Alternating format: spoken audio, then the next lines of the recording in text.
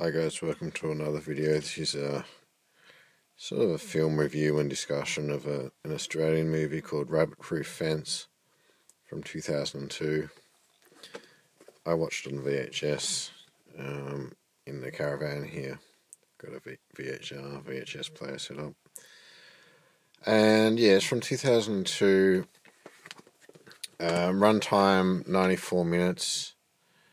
And it's about three Aboriginal or half Aboriginal girls who are taken away by the state and put into state care, and then they run away to try and go back to their home village.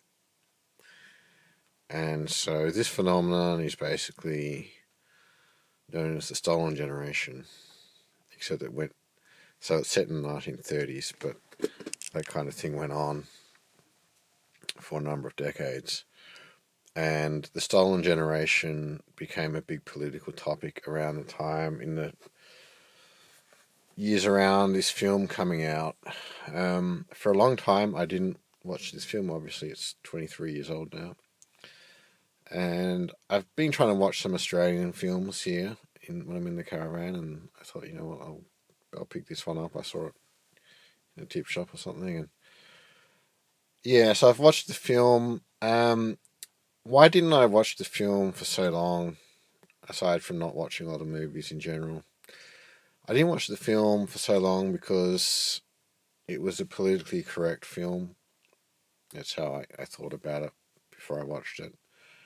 And politically correct films are normally predictable, and I don't know, they can be, you feel like there's going to be some, I don't know, sanctimonious sort of browbeating, almost, perhaps, a lack of subtlety, a lack of character, intrigue, and that kind of thing.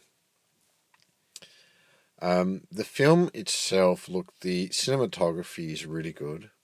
I'd probably give it 7.5 to 8. Acting's very good. Maybe I give it 7.5. The script's decent, not amazing. I give it 6.5.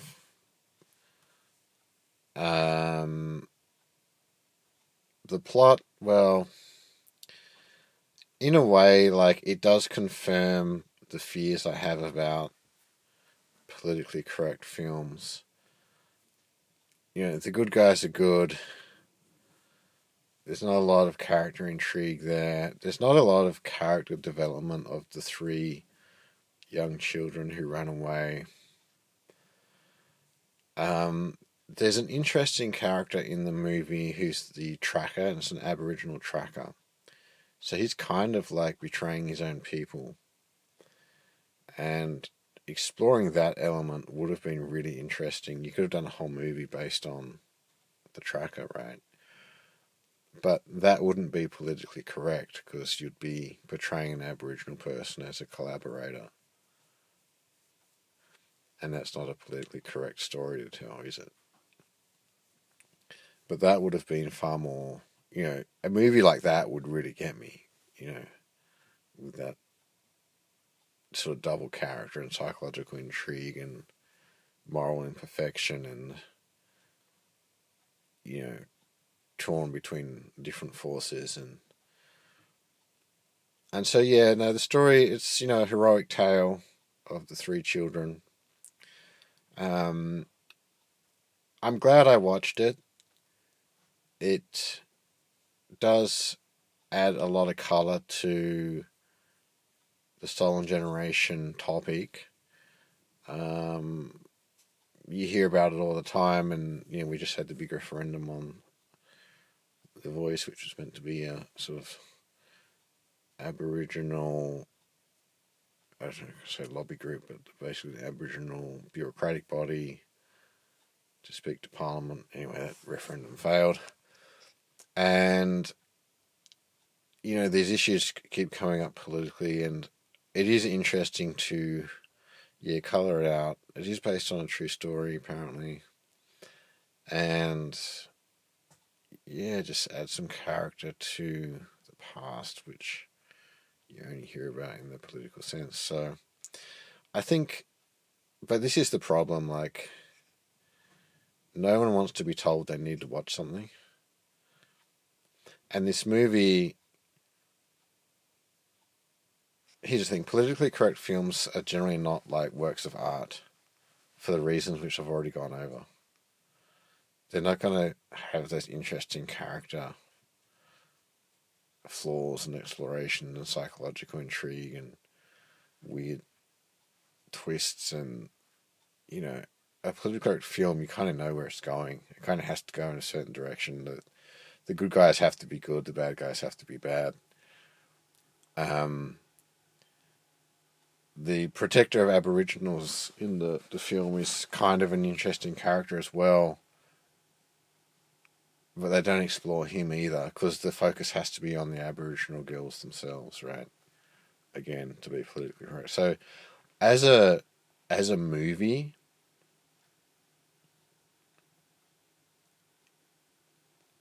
it's lacking a bit. As a documentary slash movie, it's quite good.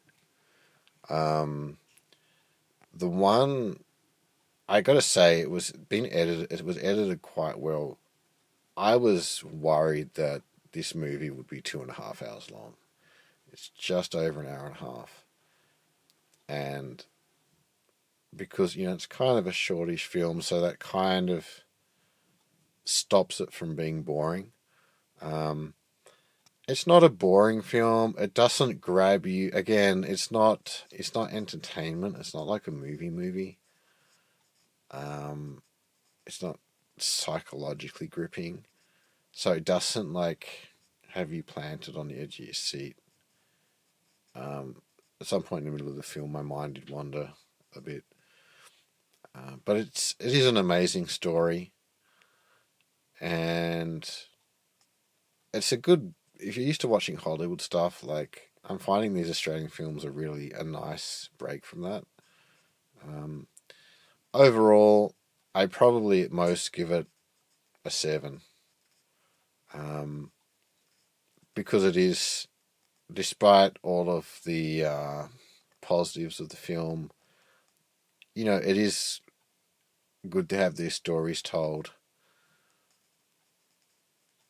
It's documenting some important stuff, but again, this is a movie, not a documentary. So I've got to grade it as a movie. So I'm giving it a 7. It's decent. It's worth watching. It's a good editing, good cinematography. Acting is pretty good. The last part, which is really an epilogue, I suppose, more than the film, it'll bring a tear to your eye. You're really not human if it doesn't. But the directing, I'd give it again like a 7. Like it's not brilliantly directed, but it's good. It's just a good film. It's not a great film. Um, and it would be interesting for there to be films about the more, I should say, the less black and white facets of post-colonial Aboriginal history. There's a very interesting story about an Aboriginal here in Tasmania that I've been learning about just through different books, who was kind of working for the colonial authorities for a while, then kind of turned against them.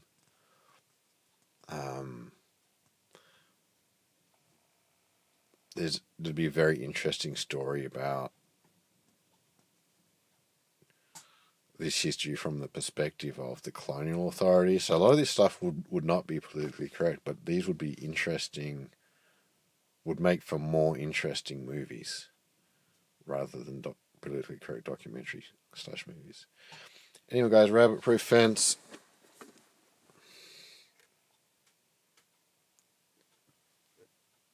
Will it focus? Yeah.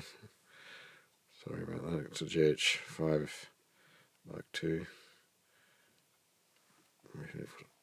Where is it focusing on? There you go. Yeah, it's worth watching, and I'll move on to the next Australian film review soon.